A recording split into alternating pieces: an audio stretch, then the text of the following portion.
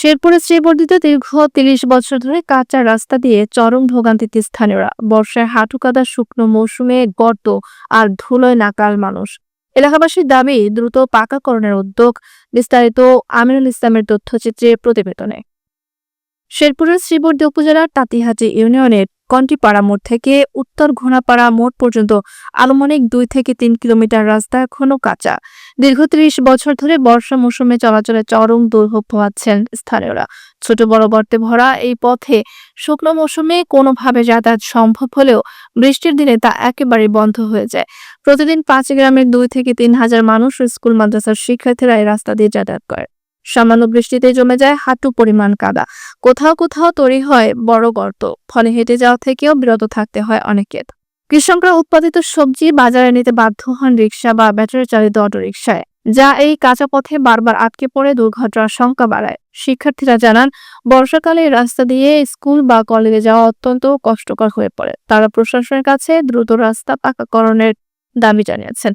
স্থানীয় বাসিন্দারা জানান, 3 দশকের বেশি সময় ধরে ভোগান্তি পোহাচ্ছেন তারা। এই অঞ্চলের সবজি সারা দেশে সরবরাহ হয়, তাই রাস্তাটি পাকাকরণ জরুরি।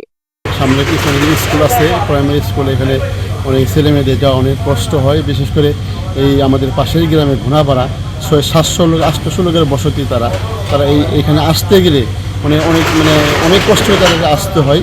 আমরা চাই এলাকাবাসীর পক্ষ থেকে মিডিয়ার মাধ্যমে বা আবার টিএনও স্যারের মাধ্যমে যেন এই রাস্তাটা দ্রুত কাজ হয়, এবং কি এই রাস্তার কাজটা হলে এলাকার একটা সুবিধা হবে। যখন ছোট ছিলাম তখন থেকে এই রাস্তার অবস্থাটা দেখতেছি এরকম। আপনারা দেখতে পাচ্ছেন এখানে প্রচুর কাদা, পোলাবান হাঁটতে পারে না, স্কুলে যাইতে পারে না।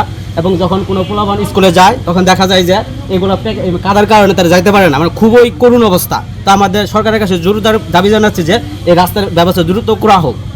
রাস্তাটা আমার জন্মের পর থেকে এরকমই ছিল।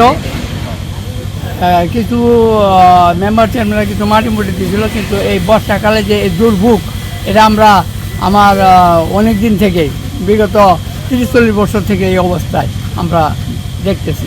আমরা ভুক্তভোগী আর কি এই রাস্তার জন্য। টু ভাইডাঙ্গা রাস্তার সংযুক্ত থেকে যে উত্তর ঘোনাপাড়া রাস্তাটি হয়েছে, এই রাস্তা 2 কিলোমিটার।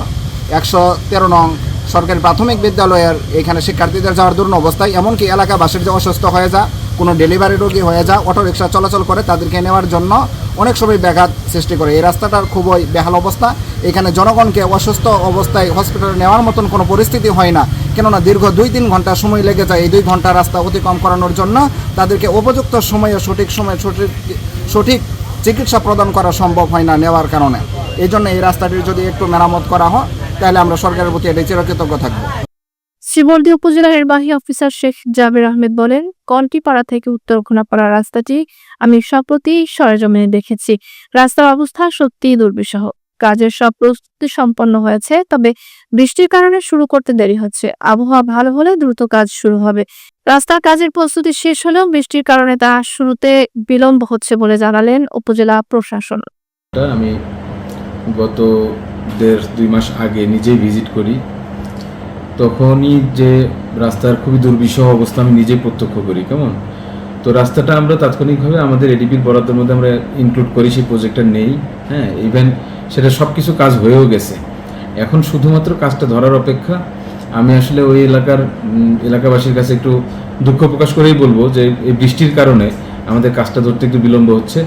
ইনশাল্লাহ আকাশ বা আবহাওয়াটা একটু উন্নতি হলে আমরা এখানে কাজটা করব, আর এটার সুফল ইনশাল্লাহ কন্টিপাড়াবাসী পাবে, খুব দ্রুত সময়ের মধ্যেই পাবে। আবহাওয়া অনুকূলে এলেই শুরু হবে কাজ, এমন আশায় দিন করছেন কন্টিপাড়া থেকে উত্তর ঘোনাপাড়ার মানুষ।